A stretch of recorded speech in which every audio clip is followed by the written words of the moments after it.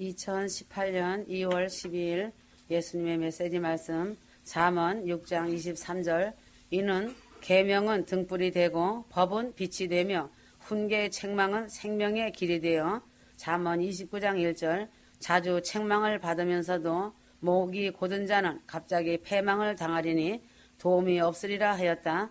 사람의 본성은 자신에게 좋은 말, 격려의 말, 칭찬의 말을 해주는 사람을 좋아한다.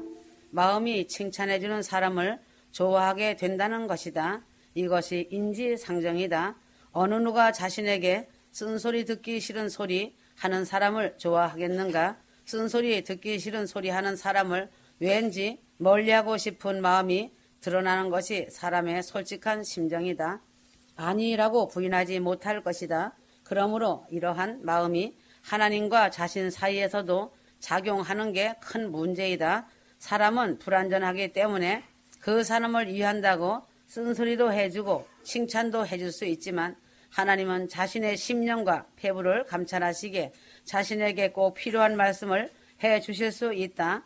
그럼에도 불구하고 많은 자들이 자신에게 들려지는 하나님의 말씀조차도 자신에게 쓰면 뱉어버린다. 거부까지 한다. 주님은 다시 한번 경고해 주시지만 듣지 않기 때문에 문제를 드러내시어 앞에 세운 주의 종을 통해 쓴소리로 권면하게 하신다. 이스라엘 백성들도 광야에서 모세를 통해 말해주면 오히려 모세를 죽이려고 하고 돌로 치려고 덤벼들었다.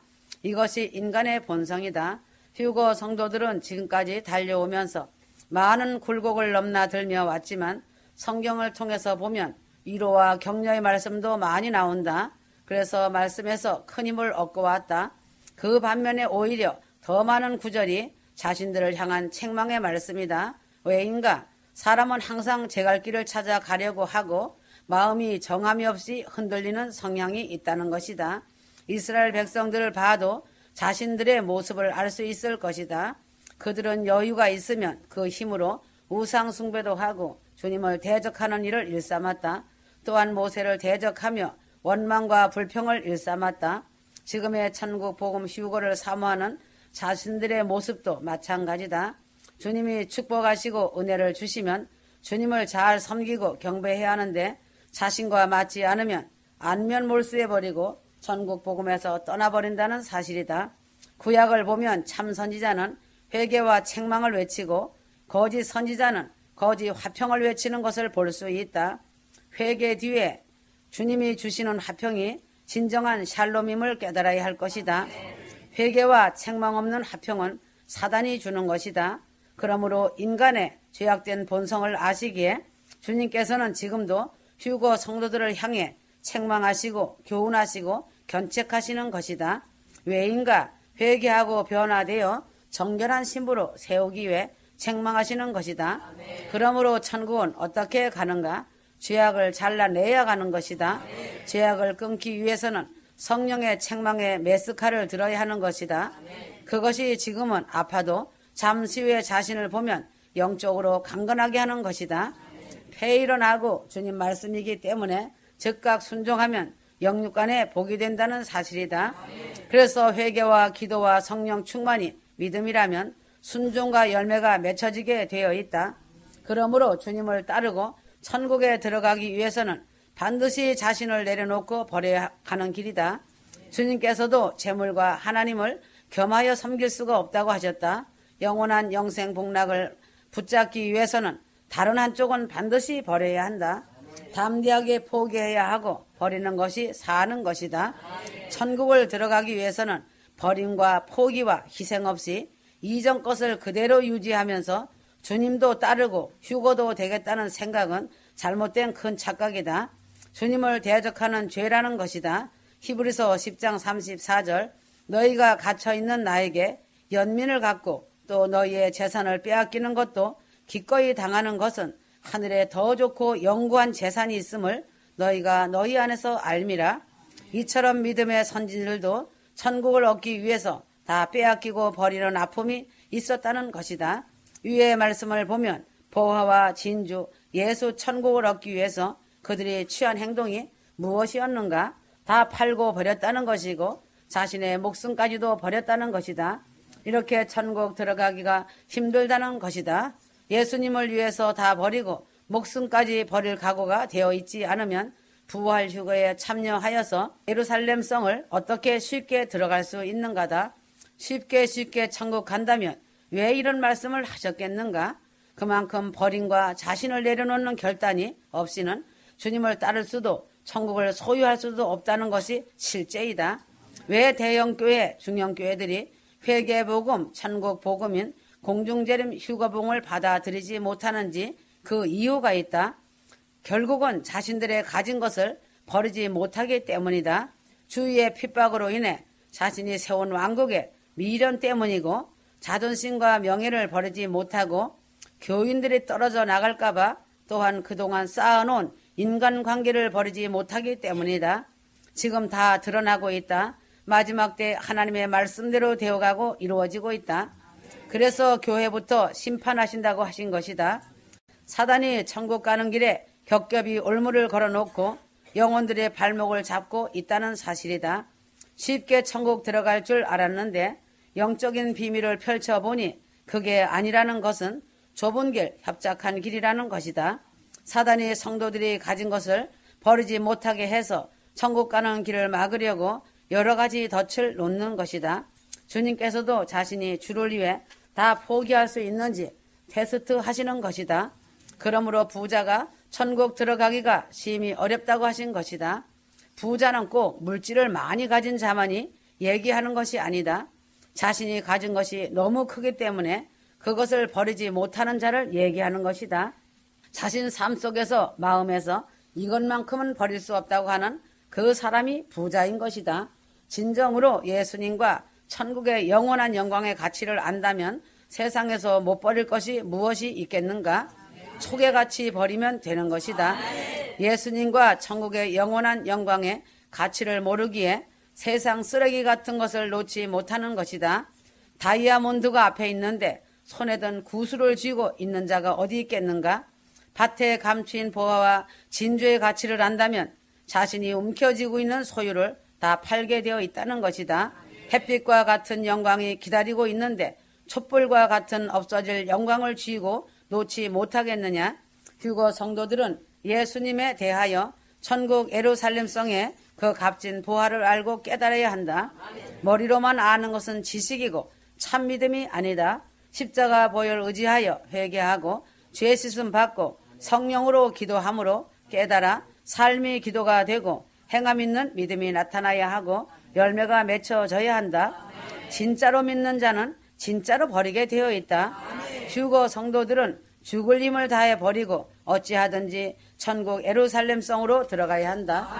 히브리서 10장 20절 그가 우리를 위해 바치신 새롭고 살아있는 길로 휘장 곧 그의 육체를 통하여 들어가느니라 하였다. 휴거 성도들이 회개를 한다고 하지만 율법적인 회개를 하기 때문에 회개한 후에도 기쁨과 자유함이 없고 늘 영적으로 눌려서 살아간다. 율법적인 회개가 무엇인가? 그저 하나님을 무서운 하나님, 자신의 죄만 살피고 심판하시는 하나님으로만 생각하고 회개하는 것이다.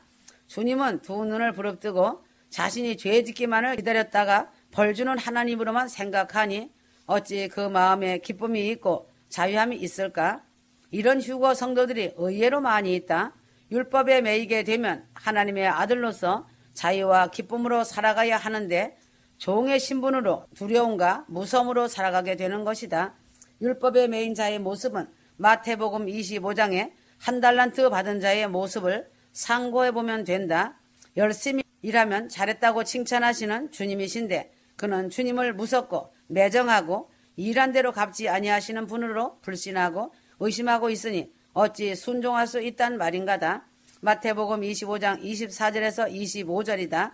특히 휴거 성도들은 죄에 대해서는 두려움을 가져야 한다. 죄를 짓는 순간 마귀의 공격을 받고 주님과 멀어지기 때문이다.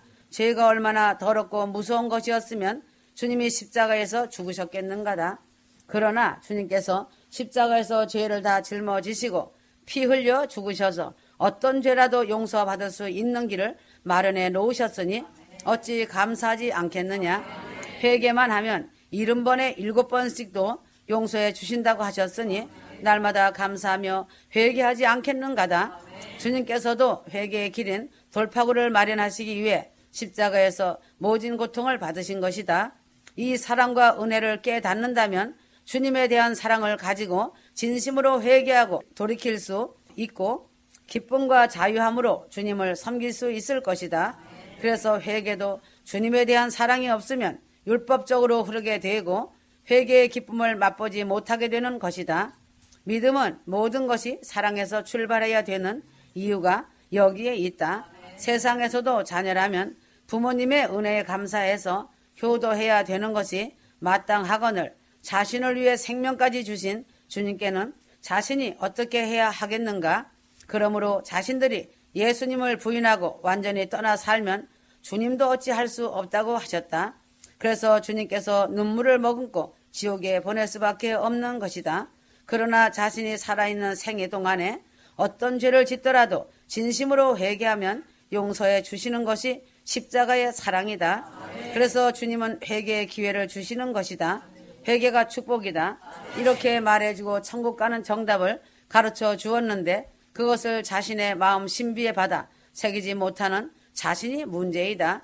주님의 마음을 더 이상 아프게 하지 말아야 한다. 이런 주님의 사랑과 은혜를 깨닫지 못하고 지옥이 무서워서 심판받을까 봐 환난에 남을까 회개하고 순종하려고 하니 형식적이고 마음 빠진 회개와 순종이 되는 것이다. 진정한 회개를 하려면 성령의 도우심을 힘입어 예수님의 십자가의 사랑을 깨달아야 할 것이다. 이 사랑을 깨달음이 없이 하는 모든 것은 자유함과 기쁨도 없을 뿐더러 주님이 받지 않으신다는 것이다. 로마서 5장 5절 소망이 부끄럽지 않은 것은 우리에게 주신 성령에 의하여 하나님의 사랑이 우리 마음속에 부어졌기 때문이라. 주님은 아담과 하와 때부터 성도들의 자발적이고 자원하는 심령으로 드리는 헌신과 봉사 순종을 받으시기를 원하시는 것이다. 그러므로 주님이 육체를 찢으심으로 휘장 가운데로 누구나 성소로 달려가서 주님을 만나서 대화하고 회개할 수 있는 새롭고 산 길을 마련해 주셨다는 사실이다. 이 땅에서 남은 시간 기쁠 때나 슬플 때나 죄 가운데서나 무슨 일을 만나든지 어린아이같이 예수님께로 달려나가 예수 이름 부르고 주님의 도우심을 구하여야 한다. 주님은 그것을 가장 기뻐하신다.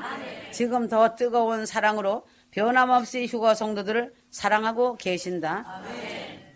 이 사랑을 자신이 받아들이기만 하면 천국으로 데려가시겠다고 약속해 주셨는데 불순종의 죄로 인해 지옥을 향해 달려가고 있는가다. 다시 한번 부탁하노니 주님의 십자가의 큰 사랑을 깨닫고 그 사랑을 힘입어 회개하고 순종하며 충성하고 사랑하다가 최후 승리 얻어 천국에서 면류관 받아 영원히 영생 복락을 누리며 살아야 한다. 그러므로 종은 하나님 나라를 상속할 수 없고 오직 아들만 상속할 수 있다. 상속을 받은 아들은 부모에게 순종하는 아들이다. 불순종하는 아들에게 상속권을 이양해 주는 부모는 없을 것이다. 그러므로 하나님 앞에 불순종하면 쓰임 받을 수 없다. 히브리서 4장 11절 그러므로 우리가 그 안식에 들어가도록 힘써야 하리니 이는 아무도 똑같은 믿음 없음에 본에 빠지지 않게 하려 함이라 하였다. 그러므로 불순종의 죄를 반복하면 주님이 그런 자를 쓰실 수 없다. 이 땅에서 습관적이고 반복적인 죄를 끊어버리고 순종하는 것이 쓰임받는 길임을 알아야 할 것이다. 야곱과 삼손을 보면 알 수 있다. 주님 앞에 처음부터 온전히 순종하는 삶을 살았다면 얼마나 크게 쓰임받을 수 있었겠는가다. 그들의 불순종의 쓴뿌리를 잘라내는데 얼마나 오랜 시간이 걸렸고 그것으로 인해 얼마나 험악한 세월을 보내었는가. 자신의 죄들을 회개했기에 다행이지 거듭되는 불순종을 회개치 않았다면 지옥의 형벌을 면치 못했을 것이다. 삼손에게 강력한 힘의 은사를 주신 이유는 순종하라고 주신 것이다. 야곱에게 지혜를 주신 것도 순종하라고 주신 것이다. 주님이 자신에게 주신 능력과 은사와 물질을 불순종하는 데 쓴다면 가난, 질병, 저주가 끊어지지 않는다는 것을 알아야 한다. 그 반면에 바울과 엘리사 같은 인물을 보라. 주님 앞에 온전히 순종했을 때 하나님의 축복이 임하였고 쓰임받는 직선 인생이 될 수 있었다. 이스라엘 백성들을 보아도 알 수 있다. 하나님 말씀에 온전히 순종하였다면 가나안 땅에 2주면 들어갔을 텐데 불순종을 반복하다가 40년을 광야에서 방황하였다는 것이다. 결국 이스라엘 1세대는 그 불순종으로 광야에서 다 멸망당하였고 여호수아 갈렙을 포함한 2세대만 가나안 땅에 들어갈 수 있었다. 불순종이 반복되면 그만큼 마음이 무디어져서 회개도 힘들어진다는 것을 알아야 한다. 이스라엘 백성들이 금송아지를 만들어 경배하고 원망 불평의 죄를 저지른 뒤 얼마나 많은 백성들이 징계로 죽어갔는가. 또한 그 죄악의 후유증이 얼마나 컸겠는가. 그들의 지도자 모세의 목숨 건 기도가 아니었다면 몇 번이나 그들은 광야에서 온전히 멸망당하여 이스라엘 나라의 흔적조차 찾아볼 수 없었을 것이다. 그러므로 이스라엘의 역사는 불순종의 역사였다고 볼 수 있다. 주님께서 그들의 광야 생활을 기록하신 것은 말세를 당한 휴거 성도들로 거울을 삼고 순종의 삶을 살라고 하시는 것이다. 고린도전서 10장 6절, 고린도전서 10장 11절, 이제 그들에게 일어난 이 모든 일이 본보기가 되고 또 세상의 끝날들을 당한 우리에게 권면으로 기록되었느니라 하였다. 불순종했을지라도 마지막 순간에 회개만 한다면 지옥만큼은 가지 않는다. 하지만 불순종을 반복하면 쓰임받을 수도 없고 천국에 아무 상급도 없다는 것을 알아야 할 것이다. 주님의 말씀에 순종할 때 위로부터 능력받아 힘껏 기도하고 영혼들을 위해 사랑과 긍휼의 마음으로 섬기며 열매를 맺어야 한다. 자신이 불순종 가운데 거하면서 이웃을 위해 무슨 기도를 할 수 있는가? 주님께서 자신을 왜 부르신 줄 아는가? 왜 택하신 줄 아는가? 순종과 사랑의 과실을 많이 맺으라고 부르신 것이다. 순종하는 자는 무엇이든지 주님께 구하는 것을 다 주시고도 더하여 넘치게 주신다고 약속하셨고 이루어 주신다는 사실이다. 요한복음 15장 7절에서 8절, 주님 안에 거한다는 것은 곧 말씀대로 순종한다는 의미이다. 그리고 열매 맺은 자, 과실을 맺은 자가 기도응답을 받는다는 것이다. 순종하는 자를 통해 주님께서 영광 받으시고 그 사람이 주님의 제자가 될 수 있다는 말이다. 주님 앞에 바울처럼 엘리사처럼 쓰임받고 싶으면 순종과 사랑으로 성령 충만받아 천국에서 생명의 면류관을 받는 휴거 신부들이 되어야 한다. 아멘.